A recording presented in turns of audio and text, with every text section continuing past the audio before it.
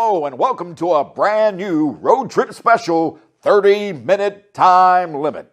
My name's Mac Davis and I'm your host for a special that will include the movers and shakers of professional wrestling and sports entertainment. Our very first guest happens to be a host of the wildly popular Busted Open radio show on SiriusXM. His name, Dave LaGreca. Let's talk about where you're from. Mm-hmm. I know you're born and raised in New Jersey, right? That's right, New Jersey. Thank you. Yeah. Earlier you were saying Jersey. I'm glad you're saying New Jersey because only people from New Jersey can say Jersey. So I'm glad you're using the respect for the state like you are. I was born and raised in New Jersey, and I still live in New Jersey.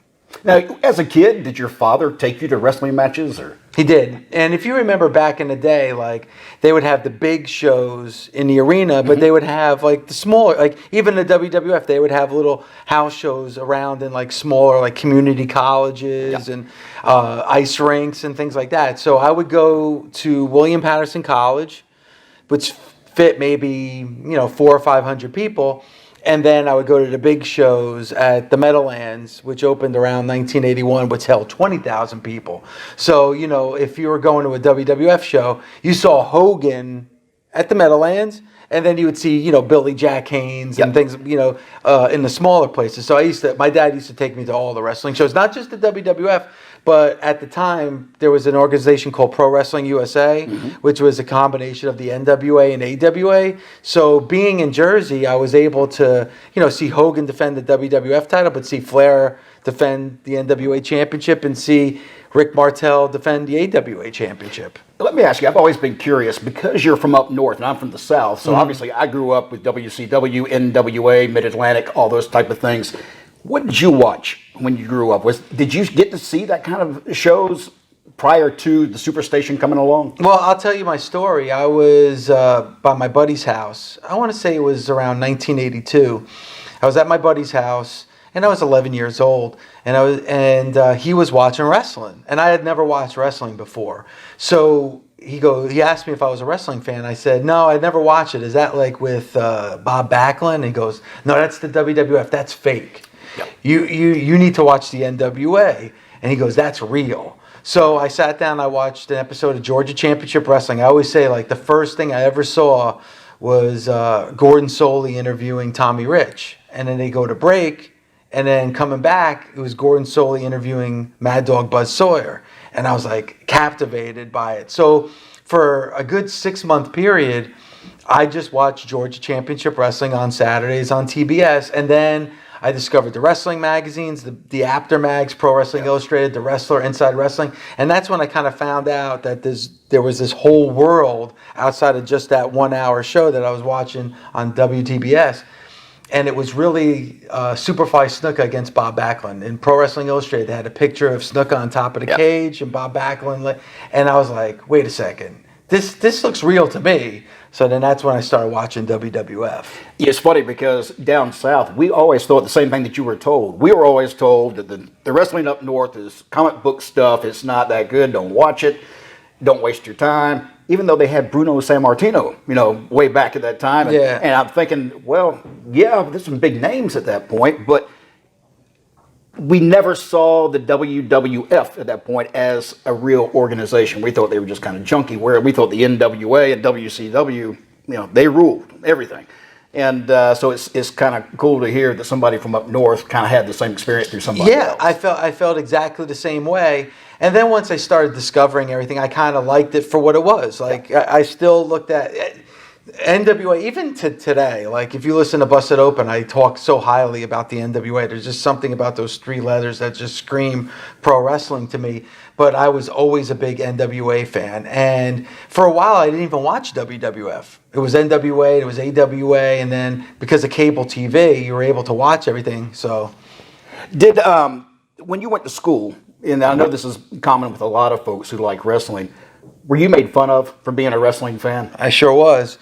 You took a beating when you're a wrestling fan until WrestleMania 3. When 1987 came along and WrestleMania 3 hit and it was mainstream, then everybody wanted to be my friend. Everybody wanted to ask me about pro wrestling. But I would bring in the wrestling magazines, and I would be made fun of. And there was always my kind of clique of friends that appreciated it, but the majority of people didn't get it until 1987. Well, what about now? Being an adult and being a wrestling fan, I know because you host a radio show, maybe they look at you a little bit differently, but just as a fan, as an adult, do you find that other people still look at you kind of sideways? Always. Here at SiriusXM, like now, they're finally acknowledging the show. Why? Because it's making money. It's a hit, but it was a struggle just to get this show on the air. And then for years, and I did the show with Doug Mortman. For years, we did this show, and it kind of just flew under the radar because nobody really accepted it because it was pro wrestling. But now you're starting to feel that it's becoming a mainstream thing again. So now you're kind of getting the acknowledgement. But I still get it, and I'm sure you do too. Oh, I do. You still get the the tilt and what wrestling? I thought you were a sports guy because I worked for the NFL. Yep. So I always get that. I always get what? I thought you were a sports guy. I didn't know you were a wrestling guy. Try telling somebody you're a wrestler as an adult. I can imagine. That is, I get a lot of people who look at me like, oh, so you're one of those types. Yeah, but still, if you say, I'm a professional wrestler, they're like, oh, you're a professional. But when you say you cover pro wrestling, that's kind of like, they kind of look at you a little. You're one of the nerdy guys that goes around. Put my glasses on. Oh, yeah, I got mine over here. But definitely. You had mentioned brothers and sisters to me at one time. I know you got a brother who works. Does he work for SiriusXM? No, he does afternoon drive on ESPN in New York. Does he listen to your show? He does not listen to my show. That's a shame. It's a damn shame, and it's something I give him a lot of heat for because I listen to his show, and he doesn't listen to my show. And it's always the same excuse. I'm not a wrestling guy. I don't get what you're talking about. But you'd think just out of brotherly love. Oh, yeah. So as you grew up, he never enjoyed wrestling with you? No. As a matter, and listen, we're very, very close. I don't want you to get the wrong idea, but July 15th, 1984. Well, you remember that date well. I remember the date well for a couple of different reasons. One, it's my birthday. July 15th is my birthday. And the day before was July 14th, 1984. And I don't know if that date hits you in any way, but that was Black Saturday. Ooh. That was when the WWF took over TBS. Yep. And instead of seeing Gordon Soley, you saw Freddie Miller introducing Vince McMahon. Another reason I hate the WWF, by the way. But July 15th was my birthday, and my parents took us to the Meadowlands to see wrestling. And my brother, a big sports fan, that was also the day of the USFL championship game. So, he had to go kicking and screaming. And to this day, he talks about how he missed that USFL championship game, which turned out to be the last USFL championship game. So he missed that because of going to wrestling for my birthday. I know that he had made a comment. He had a show, and I saw a video somewhere where he talked about your wedding, and that your mom was there, and your mom was all beside herself because she was at a wrestling event or something like that, and that eventually, I guess your mom found herself enjoying the wedding. Mm-hmm. Can you tell me what made you want to get in there? First of all, I know in radio, it's hard enough to keep a marriage well. This is my third marriage. There you go. So, yes. So in radio, it's tough. Wrestling, it's tough. So you double whammied right there. You got wrestling and you got radio in your background. But now you're married to a beautiful woman, nice lady. Violetta, Violetta. And I know that you got married in a wrestling ring. How did you talk her into doing that? All right. It's not even that we just got married in a wrestling ring. We actually had a wrestling match in between dinner and dessert at the wedding. Well, that's okay. I can see that being fun. It was actually fun. So I'll tell you exactly why. Obviously, pro wrestling has become my life, like it is yours. Yes. It kind of dominates everything you do. Violetta had an image of what she wanted the ceremony to look like and what she wanted the reception to look like, from the lights and the decorations and everything. And my buddy Kevin Knight has a wrestling school called the IWF Wrestling School in West Patterson. So when she was looking at pictures and she was kind of coming up for the scheme of the wrestling, she goes, hey, do you think Kevin would let us rent out his wrestling school for the day because the size is perfect and everything else? So I asked him, he said, sure, you can rent it out, which we did. And he said, hey, by the way, the wrestling ring is there. If you want, why don't we use the wrestling ring as the altar when you get married? And sure, why not? And then it's like, hey, well, by the way, if you're going to be using the ring, why not have a wrestling match at during the reception? So that's exactly what we did. And she was okay with it. She was definitely okay with it. Yeah, it's a great story to tell, and it made it so unique. So yeah, Violetta, we were just talking about. You talk about her quite a bit on the radio. My experience in the radio, because I was on the radio, as you know, many times in my previous marriage, I would talk about my wife all the time. It's just a habit. You know, if you're really, to me, if you're a good broadcaster, good radio person, you're going to come in and you're going to talk about life. You're going to talk about what happened to you, what happened at the house, because that's what you're there for.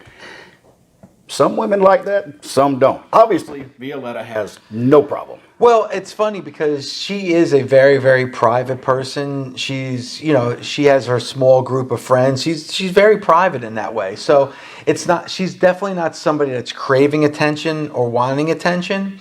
But you're right. When you do a wrestling show, especially, or any kind of radio show, 5 days a week for 3 hours, you're going to incorporate your real life. You have to. Yes. And our fans, the Busted Open Nation, is almost like family to me. They're friends. They're somebody that I talk to now for over 10 years. So, of course, your real life is going to bleed in. And also for me, myself, I'm not one of those people that has an ego about them. Like, I'm not going to just come on the air to make myself look good, or it's not a power trip. It's not an ego trip.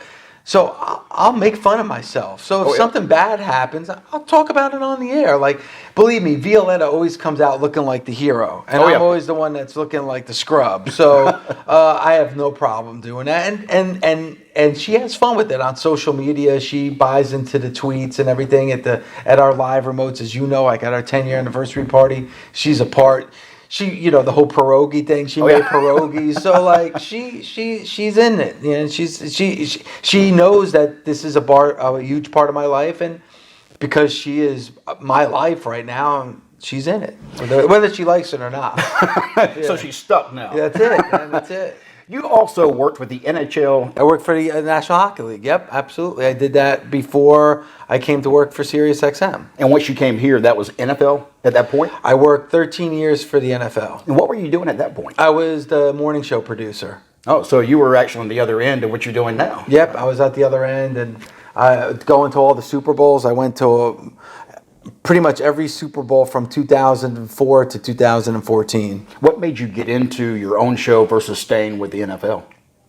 Well, because wrestling's always been a passion of mine.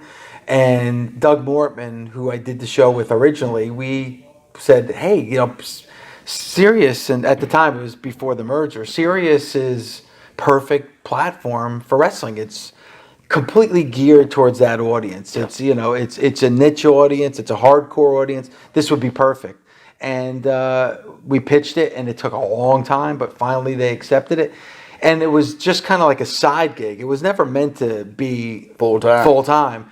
And it started off a day, then 2 days, and 3 days, and then finally, because of the popularity of the show, they moved it over to 5 days. And then NFL took a back seat, and then no seat at all. And now it's just all about Busted Open. You've got some great co-hosts on Busted Open. Yep, very lucky. You've got Bully Ray. Mm-hmm. Tell me about Bully Ray. Was he the first guest host you had come in? Yeah, Bully would be the first. Bully and I he was always a guest on our show, always appreciated the show, always respected Doug and I and our views, because we would never dig up dirt, and we would never just be completely negative. So he kind of respected that and liked it, and he was a frequent guest on the show, and we started conversing. It was actually the Okada Omega match from Wrestle Kingdom. I came on the air and I said that I thought it was the best match since Flair Steamboat in 1989. And Bully didn't agree. And we actually had a conversation off air. This wasn't even on air. This is over the phone. And I knew Doug was leaving the show because Doug is a VP here at SiriusXM. So I knew that he wasn't going to be a part of the show any longer. And we needed to get another host. And that's when I said, hey, is radio something you'd like to do? And based off of that conversation, it clicked, it worked, and yeah, he was kind of like the guy who broke the ice. It's good. I like his talent on the air against yours, mainly because he's the The Hellraiser. He tries to stir stuff up, and you try to calm it down. Yeah, and we have good chemistry, I think, on You the do. air, and we kind of know now our cadence, and I think it flows really well. And yeah, he is the bully, and at first I didn't, step up to the bully. Now I have no problem doing it, but he has no problem knocking me down either. So I think it's a He's good still going to dynamic. be bully. Yeah, he is. Yeah. How about Tommy Dreamer? When did he come along?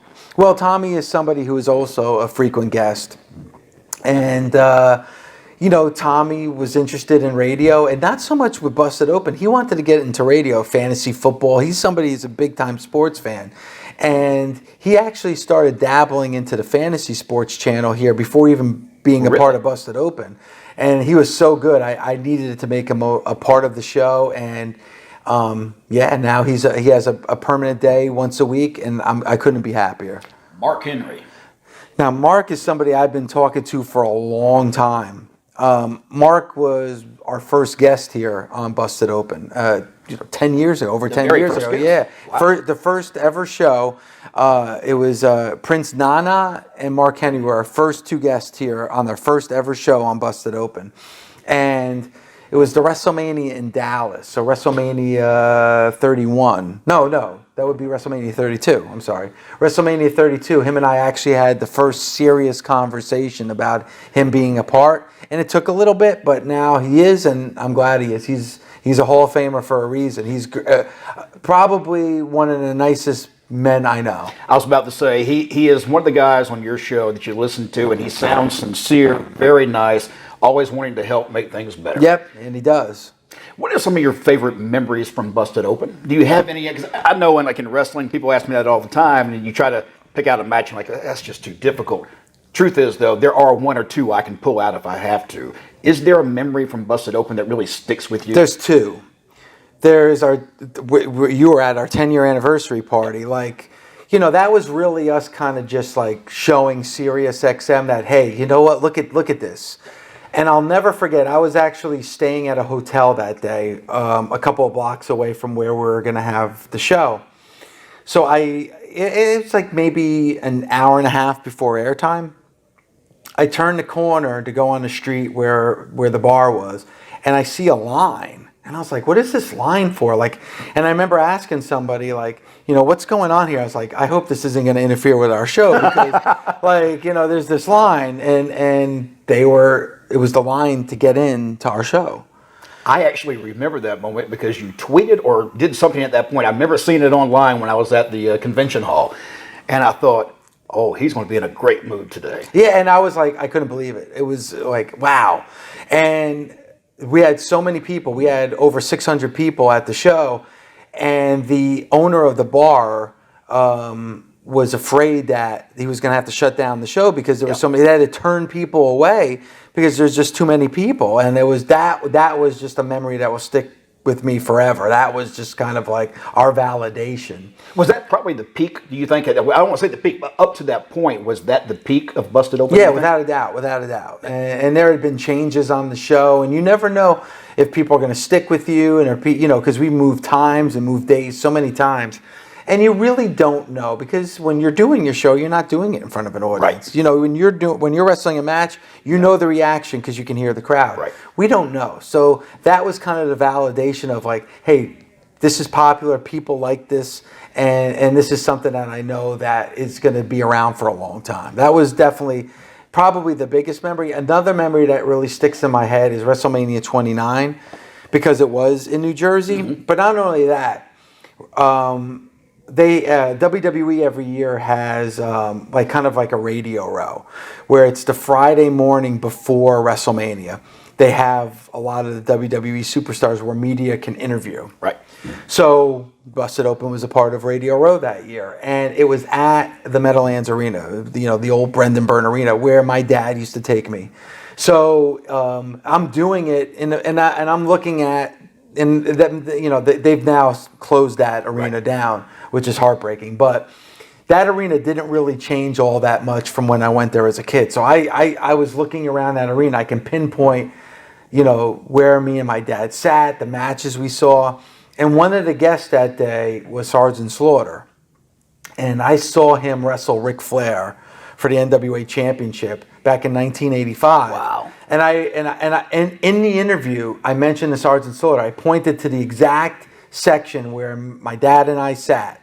And right where I said, we were sitting in that row and those seats, and he actually got teary-eyed talking about it with me. Wow. And it was like, just to be able to do that, like I'm doing a wrestling show, I'm interviewing Sergeant Slaughter in an arena that my dad used to take me, where I saw him wrestle against Ric Flair, who's my all-time favorite wrestler. Like, it can't get any better than that. So those two memories stick out more than any other. And another memory that I think is something to point out is that the memory of you and your father going to the matches. That's one thing I think that people fail to see about wrestling. It is a big family thing. I mean, you talk to anybody, my dad, my grandfather, whoever, we went to the shows together. That's what they did. So to me and to a wrestling fan, that is wrestling. It's our family. The wrestlers are our family. The fans are our family. Yep. It's just how it is. Let me ask you, I'm curious, with everything that's going on now, you have the new organizations out there. You got AEW, you got ROH, you got New Japan Pro Wrestling.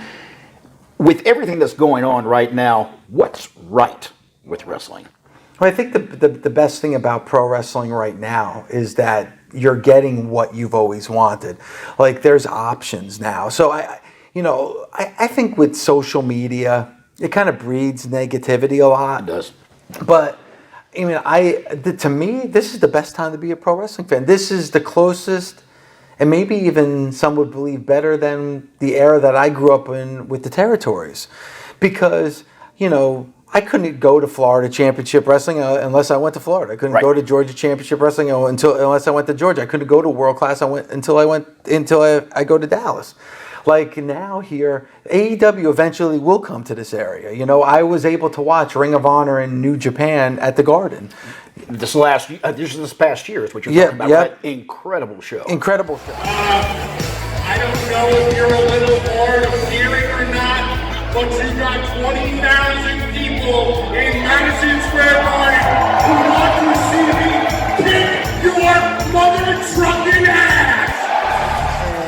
In the WWE, wrestling every year in stadiums, it's just like things you never would imagine, 30, 35, 40 years ago. I mean, they had it in stadiums, but you never saw 75, 80, 100,000 people at a show. So, to me, that's what's right about wrestling, is that you have options again. And, for a long time, the WWE dominated, and that was the only thing you could watch. And I'm not hating on the WWE, because I love the WWE. But now you have options. And to me, if you're a wrestling fan, enjoy that.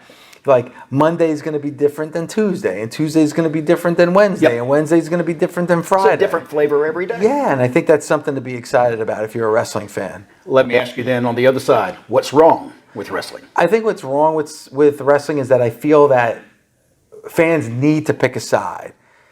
And you don't. You don't need to pick a side. Now, you can like something more than another, and you can complain. You can watch a Monday Night Raw and say, you know what, that was a terrible show. That's fine. We do that on Busted Open. You can like AEW better than NXT or NXT more than AEW. That's fine. But I don't think you need to pick a side. Enjoy everything. So I think that's what wrestling fans really need to accept, and why not accept it? You don't need to pick a side. No, I don't think so either. And I go back to the Monday Night Wars versus the Wednesday Night Wars.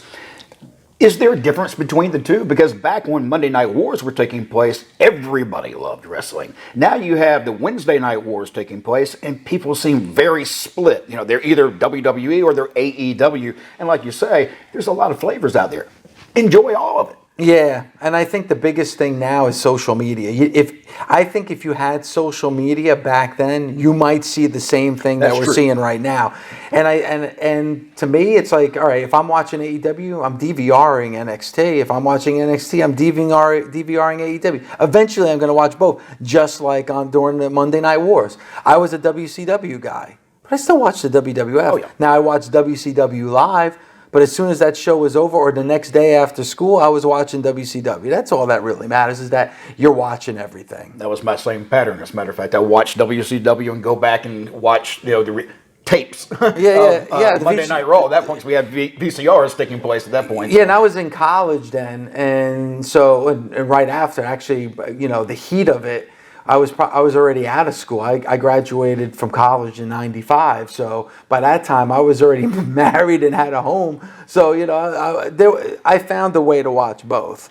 Let me ask you a question, and I'm curious on your viewpoint. One of my fears with social media and the current Wednesday night war type of things that are taking place is that if we don't support people like AEW who are trying to go out there and do their shows, they may fade away. Yes. And if they fade away, what stops the WWE from going back to that same old boring comic book stuff that they were doing before? I think that's part of what the problem was, is that they weren't getting pushed. And Vince will tell you in a heartbeat, he's better when he's got competition. But when he eats his competition up, he goes back to doing the same old safe stuff, which means that our wrestling with the edge will go away and back to that area because it's a business. They're running a business, and AEW's running a business as well, but they're trying to run their business with a little more edge than what WWE used to do.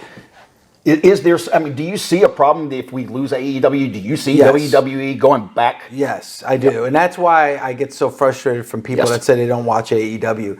Support AEW, because we didn't get here in the States, when All In sold out and had 10,000 people, we hadn't seen that in 20 years. Like, think about that. Yep. Now we're used to seeing it every week because when you put on AEW Dynamite, you see that. But for a long time, we didn't have that. Nope. Even, Impact Wrestling. Impact Wrestling was doing really good ratings on Spike, but they didn't draw more. I mean, I think their biggest house was about 7,000 people. So embrace it, because even if it's not your favorite, watch it just to support it. Because like you said, I guarantee you the WWE is going to go back to that safe place if they're winning. Competition, that's going to bring out the best in that company. And when is the WWE best? Like you said, when it has competition. So for that reason alone, if you're a WWE fan, you want to support AEW.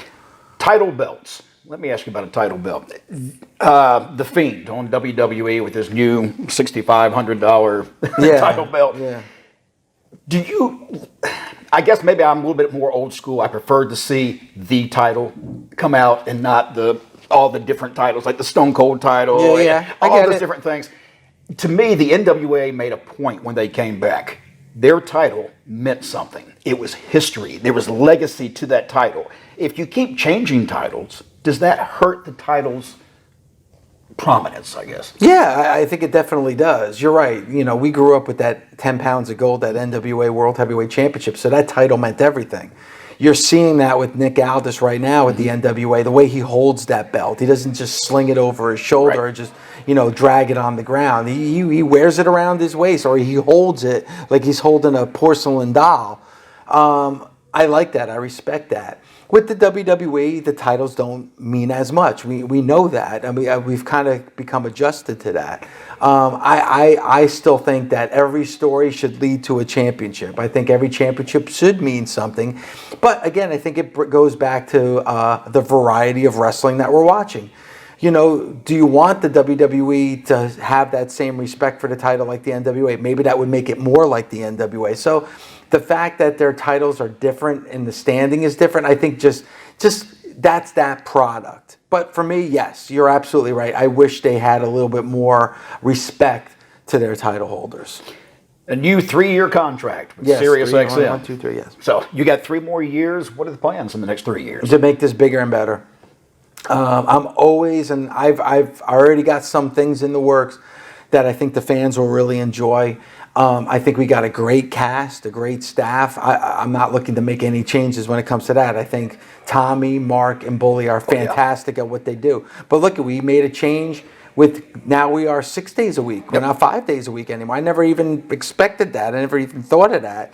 And now we're on 6 days a week, and I'm not even involved in that Saturday show. Do they come to you for that Saturday show to make sure you're okay with it? Well, yeah. I mean, I Marissa Reeves, who's the head of the channel, Fight Nation, of course. When it comes to this show, she has the respect and knows how important that it is. She would never do anything or make any kind of decisions that that she wouldn't at least get my okay, or at least talk to me about it. So that's why she's an amazing boss, because she has the respect for me and the respect for the show. But you'll see, we're coming up with things and coming up with ideas, especially, our 10-year anniversary party was big. WrestleMania in Tampa, we're looking to make that party even bigger than our 10-year. I was going to ask you about that. I'll be in Tampa, so I was hoping you're going to have an 11th anniversary party down there. Yeah, we got some plans. I can't tell you what it is, but we got some plans. Let's talk about some of the supporting players on Busted Open. You got Alex and Gabby. Tell me a little bit about each one of those two. First of all, I couldn't ask for a better cast around me. And one thing that was a mission for me is I wanted this to be like the Howard Stern Show. I want it to be like everyone who works on this show is a player and is a character and is a personality. A lot of radio shows don't do that. Their behind the scenes people are just that, behind the scenes. I don't want that. And I don't think anybody else connected with the show wants that either. I want Alex Metz to be known as the producer of the show because, I want him to be acknowledged for it because he does a great job. Gabby does a tremendous job. And you know what? Alex is very good with his opinions. And Gabby, not a wrestling fan. She's new to the wrestling world. And I like the fact that she's growing with her knowledge of pro wrestling. I love that. I want people to understand that. And, anyway, look at what we're getting with Shelton Benjamin. Shelton Benjamin comes on the air, proposes to Gabby. Why not? Shelton, you're going to have to fight me for Gabby. I can tell you that right now. Good luck with that. Good luck with that. But that they're very, very important to me and very important to the success of the show. Your family life. You've got kids, don't you? I mean, so you... I have a stepdaughter, Sarah, and I have my daughter, Abigail. So you stay pretty busy with the kids. Are they still teenage high school kids? Abigail is 16. She's in high school, which is tough. I feel sorry for you. Ooh, it's rough. And then my stepdaughter, Sarah, is actually in a trade school right now. She's in a broadcasting school right now. So she's finished with college. She's doing broadcasting school, and she's looking to get into this. So, I don't want to be an influence, but at the same time, why not be an influence, So she's not a sports fan. She's not a wrestling fan. My daughter is a wrestling fan. She's a huge Marty Scurll fan. She loves Crazy Steve. Like she's a big time wrestling fan. So that's something that we have a joy and a passion for, which is great. I also one last question. I know that you know Bill Apter. I love Bill Apter. Yeah, tell me any stories about Bill Apter that you can remember that. Yeah, I actually do have one. It says, and I look at Bill Apter. Now, Bill Apter didn't know me when I started getting into radio or even when I started the show, but I look at him as kind of a mentor. When I was a kid, I didn't want to be a pro wrestler. I wanted to be Bill Apter. I wanted to write for a wrestling magazine. That's what I would dream about. That's what I really wanted to do. And I remember seeing him and George Napolitano, and taking pictures outside the ring. And I have Polaroid pictures that I took of Bill Apter as he's taking pictures because to me, he was just as big a superstar as anybody that was in the ring wrestling. George too. What an amazing photographer, So I wanted to be Bill Apter, and I finally got to meet Bill Apter for the first time. It was WrestleMania 28 in Miami.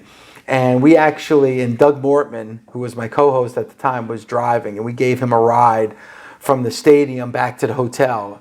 And my broadcast partner, Doug, was driving like a maniac. And Bill Apter was just like, hey, maybe you want to slow down. So that's probably and just seeing Bill Apter interact with Road Warrior Animal and seeing, as he should, getting that acknowledgement of being a legend in this business. So, yeah. Do you feel like he belongs in the Hall of Fame? Bill Apter, absolutely. It's funny because I'm surprised he hasn't been put in there yet. And there's anybody from those days who knows the history of wrestling and has spoken with, talked with, whatever, with so many of the legends. I'm surprised he hasn't been entered yet, and he doesn't see himself going in. He doesn't think that'll ever happen. I think that's a shame. And, I think it is too. Even watching those old, the Lords of the Ring. I don't know if you remember that VHS tape. Yep. That was, seeing Bill Apter with Gordon Solie. That just seemed natural to me. Yes. And as important as any of those shows were, so were those magazines. Pro Wrestling Illustrated, The Wrestler, Inside Wrestling, Sports Review Wrestling, all under that, Apter Mag umbrella. Yes, and I even look at George, with Main Event magazine and Wrestling. Those magazines were my childhood. Yes. Those were.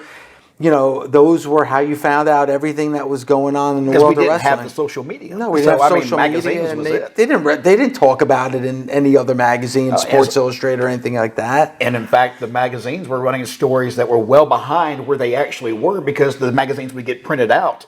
About a month later, I guess it was, something like that. So you never got up to the minute news like what we can do now. Now you can go onto SiriusXM and tune into you and get the information immediately. And that's why wrestling right now is such an immediate, the day after WrestleMania, you're not even talking about WrestleMania anymore. You're talking about the Raw that's taking place after WrestleMania.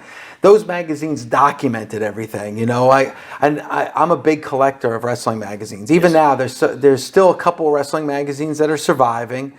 And I subscribe to them because they still mean something to me. I have boxes and boxes of those old wrestling magazines. As a matter of fact, if you go into my bag right now, I'll open it up. I'll open it up right in front of you, because just to show you that I'm not bullshitting. Well, I know if you had Tommy here today, you probably had to have a magazine with you. Well, I always do. Okay, there you go. I got Pro Wrestling Illustrated, achievements from 1984, and I got I just mentioned it before. I got the Wrestler mag. I carry these around, especially with knowing that Tommy's going to work with me.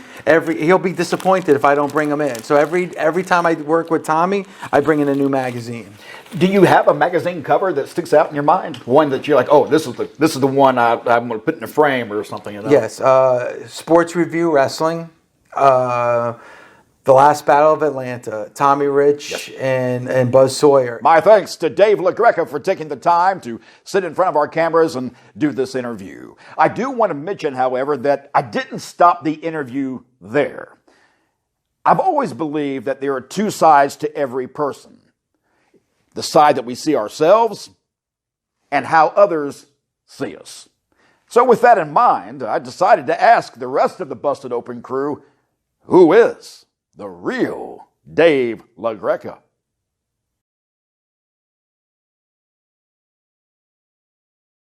And as you all know, I am married to Dave LaGreca, who's a host of Busted Open on SiriusXM. And let me tell you, it's crazy being to Dave LaGreca. I mean, basically everything that Dave does is wrestling related. We actually got married in a wrestling ring, and Dave is, I think somebody said that once about him, and I think it can actually be, I'm pretty sure it's Peter Rosenberg who said that he's a wrestling historian, and I actually agree with that, because he spent so much time watching wrestling, researching wrestling, talking about wrestling, taking wrestling related phone calls, and basically his whole life is wrestling. And I don't know if that's unfortunate or fortunate for me, but I just I grew to love it. And the whole story, everything that's happening on the radio every day, and how popular the show is, how crazy the show is, how much of our own life story goes into that show. That's just amazing. I never expected this in my most wild dreams to actually live through.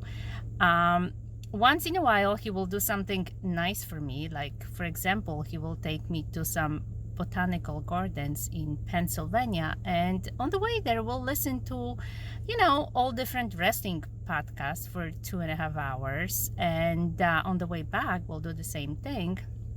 While there, he will take me to some Swiss restaurant for some fondue, and probably on Valentine's Day he'll give me chocolate covered Ricolas as a gift. But I just grew to love it. We have so much fun. Like, we're actually enjoying each other's company, and I enjoy going to all those crazy wrestling shows and signing chairs occasionally and signing autographs. I'm actually counting them. I think I'm at number 12 or 13 right now. That's how many I've signed. But living with Dave is exactly what you see on the radio. It's one crazy ride.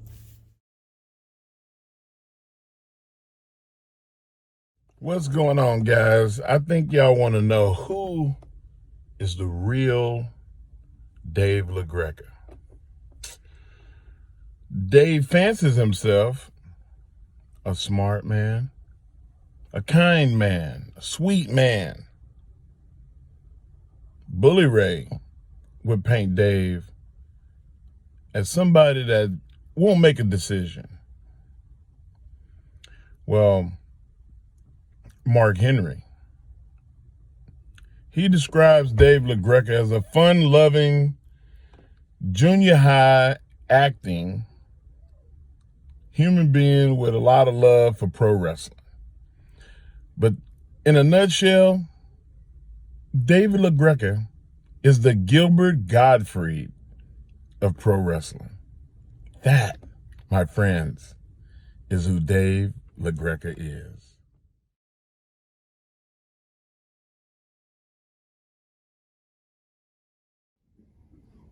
Who is the real Dave LaGreca? You see, on the air, you know him as this diehard wrestling fan.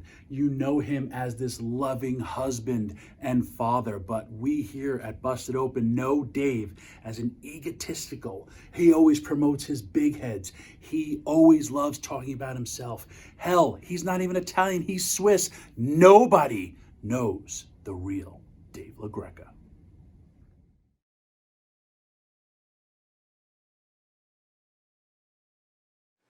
I know I got a bunch of people here. Maybe they know who he is. Dave? No. Well, let's see if my company knows. Bill Mac wants a tape on who? Dave Lowe. I think one time I think that's some guy that I once busted open. Yeah, that's what name do you work under? I don't know who the hell he is. No, I don't know. Does he have, with his name, he have something maybe to do with La Greco-Roman wrestling? Lucha Libre? I don't know. But what? Busted up one? No, I don't know. Who the, I have no idea. Who is that, Bill? Hey, come on, we gotta have dinner. Just turn this freaking thing off. We don't know who this, Greg who? Don't know who the hell he is, all right? Cut this off. We want to go have dinner now, all right? I'm getting tired of this, all right? Sorry, Mac. We're going to dinner. None of us can help you. We don't know who this Gregory guy is. Is it Spanish, like food or something? LaGreca? Or Greek food? Or we just don't have time to do this right now. Everybody's hungry. Come on, guys.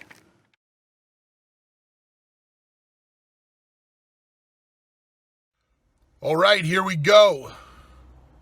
The Bully Ray top 5 power rankings when it comes to who is the real Dave LaGreca. Number 5. The real Dave LaGreca is Swiss. He's a fraud. He's been saying he's Italian for the longest time, but he's not. He just did DNA test, and he found out he's Swiss. You're Swiss? Oh my God, poor Violetta. She thought she was marrying a strong Italian man and she got you. Number 4. Dave LaGreca is cheap. He self-admittedly suffers from lack of funds. Always looking for free stuff. Free t-shirts, free tickets, free everything. Number 3. He's a hug chaser. Massive hug chaser. Dave LaGreca loves everybody. Hey, Dave, what do you think of this person? Oh, I love them. What do you think of this person? I love them. Fraud. Stop chasing everybody's hug. It's okay to be hated every once in a while. Number 2. He's a massive egomaniac. Always begging the nation to bring LaGreca heads to every AEW show, NXT show, WWE show, any show. Could be Joe's Backyard Wrestling Show. Dave just wants to see the Dave LaGreca head. And number 1 on my top 5 power rankings of who is the real Dave LaGreca, Dave's my boy. Best pro wrestling radio host out there. Boom, done, end of story. I have spoken. And I can't believe I was just so nice to him on video. Oh, dear God, I'm going to run my face into a brick wall. Ugh.